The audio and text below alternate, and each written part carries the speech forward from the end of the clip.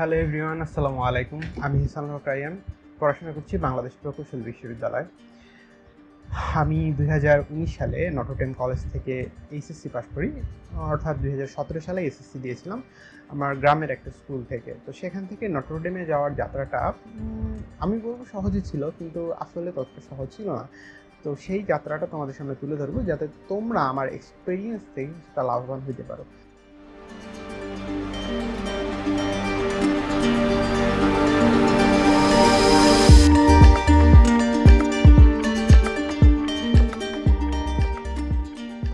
So ব্যাপারটা হইতেছে যে নটরডেম কলেজে ভর্তির জন্য ভর্তি পরীক্ষা দিতে হয়। এটা তোমরা সব অনেকেই জানো সম্ভবত, স্পেশালি যারা নটরডেম কলেজের ভর্তি প্রস্তুতি নিচ্ছ তারা জানো যে কীভাবে ভর্তি পরীক্ষাটা দেওয়া হয়। তারপর আমি বলি যে প্রথমে একটা রিটেন পরীক্ষা হয়। এই রিটেন পরীক্ষার মানবন্টন কিন্তু প্রতি বছরই দেখা যায় চেঞ্জ হয়। আমাদের সময়ে সর্বপ্রথম এমসিকিউ পদ্ধতি ইন্ট্রোডিউস হয়। এর আগ পর্যন্ত আমার জানা মতে এর আগ পর্যন্ত নটরডেম কলেজের সকল ভর্তি পরীক্ষা হচ্ছে রিটেন পদ্ধতিতে হতো। তো দেখা যেত যে কয়েকটা রিটেন প্রশ্ন থাকতো, ওর মধ্যে ম্যাথমেটিক্যাল প্রশ্নগুলো বেশি থাকতো এবং সেগুলোর ওয়েটও বেশি থাকতো। নাম্বার বন্টনের ক্ষেত্রে সেগুলো বেশি ইন্টারেক্ট করতো।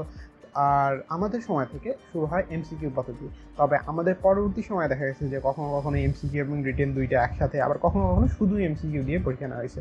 তো আমি তোমাদের বলবো যে এখন যে সিস্টেম, তাতে এমসিকিউ অ্যান্ড রিটেন দুইটাই নেওয়ার সম্ভাবনা বেশি। আচ্ছা, সেকেন্ডলি আসছে যে কোন কোন বিষয় নিয়ে পরীক্ষা হয়।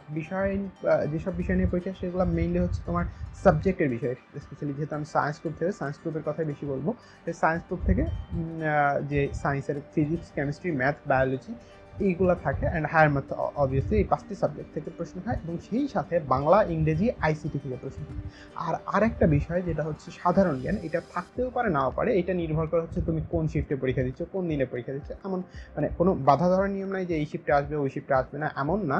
বরং যে এক এক শিফটে থাকতেও পারে নাও পারে, অর্থাৎ সাধারণ জ্ঞান প্রিপারেশন নেওয়া খুব বেশি বুদ্ধিমানের কাজ হবে না। তো যাই হোক, যেটা বলতেছিলাম যে মেইনলি ম্যাথমেটিক্যাল কোশ্চেনের ওয়েট বেশি থাকে, অর্থাৎ অধিকাংশ প্রশ্নে কিন্তু অনেক সময় দেখা যায় যে ফিজিক্স থেকে ম্যাথ বেশি থাকে, অ্যান্ড জেনারেল ম্যাথ বেশি থাকে। তবে হায়ার ম্যাথ অ্যান্ড বায়োলজি এই দুইটা সাবজেক্ট থেকে কিন্তু প্রশ্নের পরিমাণ তুলনামূলকভাবে কম হয়। আর ইংরেজি থেকে যথেষ্ট কঠিন প্রশ্ন আসে। যদি তোমরা ইংরেজিতে অনেক আগে থেকেই ভালো প্রিপারেশন থাকে বা অনেক আগে থেকে ইংরেজির বেসিকটা ভালো থাকে, সেক্ষেত্রে ইংলিশের প্রিপারেশন নেওয়া ভালো। কিন্তু যদি তোমার ইংলিশের বেসিক দুর্বল থাকে, তাহলে আমি বলবো যে ইংলিশটা আপাতত স্কিপ করে যাও। কেননা ইংলিশে যে প্রশ্ন আসে ওইটার অর্থ বা পরমার্থ উদ্ধার করতে করতে ওই টাইম চলে যায়, অ্যান্ড দেখা যায় যে অনেক ভালো প্রিপারেশন নিয়ে ইংলিশে খুব বেশি ভালো মার্কস তোলা সম্ভব হয়। তবে তোমার যদি ইংলিশের বেসিক ভালো হয় তাহলে পরে খুবই ভালো কথা, তাহলে তুমি ইংলিশের প্রিপারেশন নিয়ে অন্যদের থেকে এগিয়ে থাকতে পারো। যাই হোক, আমি আমার কথায় আসি। আমি প্রিপারেশন কীভাবে নিয়েছিলাম। অ্যাকচুয়ালি নটরডেম কলেজে ভর্তির পরীক্ষার জন্য কোনো প্রকার কোচিং বা কোনো প্রকার এক্সট্রা বই এগুলোর কোনো দরকার নেই। তুমি যদি তোমার এসএসসি বোর্ড বই খুব ভালো করে পড়ো এবং বিভিন্ন বছরের বোর্ড পরীক্ষার প্রশ্ন এবং বিভিন্ন স্কুলের প্রশ্ন তুমি যদি ভালোভাবে সলভ করো, টেস্ট পরীক্ষার প্রশ্ন সেগুলো যদি ভালোভাবে সলভ করো, এবং আদার্স বেসিকটা যদি, স্পেশালি বেসিকটা তো যদি তোমার ভালো থাকে। বেসিককে বলতে কী বোঝাচ্ছি, এইটা অ্যাকচুয়ালি ক্লিয়ার করা একটু কঠিন, কেননা বাংলাদেশে সবাই বলবে তোমার যে বেসিক ক্লিয়ার করো, বেসিক ক্লিয়ার করো। বাট বেসিক জিনিসটা কি, কীভাবে ক্লিয়ার করবো, এই জিনিসটা অ্যাকচুয়ালি বোঝানো মুশকিল। যাই হোক, বেসিক বলতে আমরা মেইনলি বোঝাচ্ছি যে তুমি জিনিসটা দিয়ে অঙ্ক করতে পারো কিনা, এইটা না, বরং তুমি জিনিসটা নতুন কোনো ক্ষেত্রে প্রয়োগ করতে পারো কিনা। ব্যাপারটা হচ্ছে যে অনেক সময় দেখবা যে সূত্র প্রয়োগ করে অঙ্ক করা যায়। অধিকাংশ সূত্র এসএসসিতে যেসব সূত্র অঙ্ক থাকে ওগুলা কিন্তু ডিরেক্ট সূত্র প্রয়োগ করেই ম্যাথটা সলিউশন করা যায়। কিন্তু এমন অনেক অঙ্ক কিন্তু থাকে যেগুলোর জন্য সূত্র না, বরং বইয়ের থিওরি প্রয়োজন হয়। বইয়ের থিওরিটা তুমি কতটুকু বুঝছো তার উপর নির্ভর করে ওই অঙ্কগুলাই হচ্ছে তোমার বেসিক ক্লিয়ার করতে সাহায্য করবে। কেননা তুমি বইয়ের থিওরি যদি তুমি ক্লিয়ার করতে পারো, ক্লিয়ার করতে না পারো, বইয়ের থিওরি সম্পর্কে যদি তোমার ভালো আইডিয়া না থাকে, তাহলে শুধুমাত্র সূত্র মেমোরাইজ করে সূত্রের কোনটা কি বলে, যেমন P equal to VI, okay, P সমান হচ্ছে তোমার চাপ, ভি সমান হচ্ছে আয়তন, এগুলা যদি তুমি মুখস্থ করে তুমি পরীক্ষা খাতায় এগুলার মান বসা অঙ্ক করে দিয়ে আসো, সেটা কিন্তু তোমার মেধার পরিচয় না, সেটা হচ্ছে তোমার মুখস্থ বিদ্যার পরিচয়। সো মেধার পরিচয় কীভাবে আসবে? মেধার পরিচয় আসবে বেসিক দিয়ে, অর্থাৎ তুমি তোমার থিওরিটা কীভাবে বুঝছো, ঠিক আছে? তো আমি চেষ্টা করবো যে বেসিক ক্লিয়ার করতে এবং ক্লিয়ার করার জন্য একটা প্লেলিস্ট তৈরি করতে। তোমরা যদি সেই প্লেলিস্ট সেখান থেকে বেসিক ক্লিয়ার করতে চাও, তোমাদের বেসিক যদি দুর্বল থাকে তাহলে চ্যানেলটি সাবস্ক্রাইব করে রাখতে পারো, অ্যান্ড পরবর্তীতে যখন আমি ভিডিও আপলোড দেবো তখন তোমরা এটা নোটিফিকেশন পেয়ে যাবা। ঠিক আছে, তাহলে কথায় ফেরত আসি যে আমি নিজে কোনো কোচিং করি নাই, অ্যান্ড স্পেশাল কোনো প্রিপারেশন নেই। তবে এসএসসির পর থেকে নটরডেম কলেজে ভর্তির পরীক্ষার আগের দিন পর্যন্ত আমি যেটা করছি সেটা হচ্ছে ম্যাথমেটিক্স বইটা আবার সলিউশন করেছি, অ্যান্ড ফিজিক্স অ্যান্ড কেমিস্ট্রির যে ম্যাথসগুলো ছিল ওগুলো সলিউশন করার ট্রাই করেছি। ভর্তি পরীক্ষা কিন্তু আরও একটা পার্ট থাকে, সেটা হচ্ছে ভাইবা। অ্যাকচুয়ালি এটা একটা মিস্টিরিয়াস বিষয় যে নটরডেমের ভাইবা কতটা ইম্প্যাক্ট ফেলে, বা আদৌ কি ফেলে কিনা, বা ভাইবাতে কীভাবে মার্কিং করা হয়, এইটা নিয়ে অ্যাকচুয়ালি মিস্ট্রি আছে। অর্থাৎ আমরা কেউই জানি না সঠিকভাবে যে ভাইবার ইম্প্যাক্টটা কতটুকু।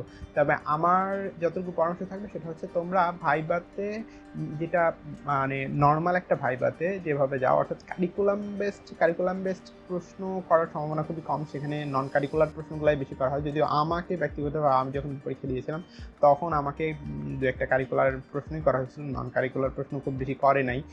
যাই হোক, তবে নন কারিকুলার প্রশ্ন করার সম্ভাবনা বেশি। আর মেইনলি যেটা দেখা হবে সেটা হচ্ছে তোমার অ্যাপিয়ারেন্স ব্যাপারটা হচ্ছে যে তুমি কোনো মানে উগ্রতা আছে কিনা, এই টাইপের কিছু একটা। যে আবার অনেক সময় টিচাররা জিজ্ঞেস করে যে সিগারেট খাও কিনা, কারণ নটরডেম কলেজে সিগারেট খাওয়া নিষিদ্ধ। হয়তো তোমরা অনেকেই জানো যে সুম্পাইদের নর্মালি কলেজে ভর্তি হইতে দেওয়া হয় না, এবং কলেজের যে নোটিশ, ভর্তির যে নোটিশ দেওয়া থাকে সেখানে কিন্তু লেখা থাকে ডিরেক্ট যে সুম্পাইদের ভর্তির কোনো প্রয়োজন নাই। যাই হোক, ভিডিও লম্বা হয়ে যাচ্ছে, ভিডিও দ্রুত শেষ করবো।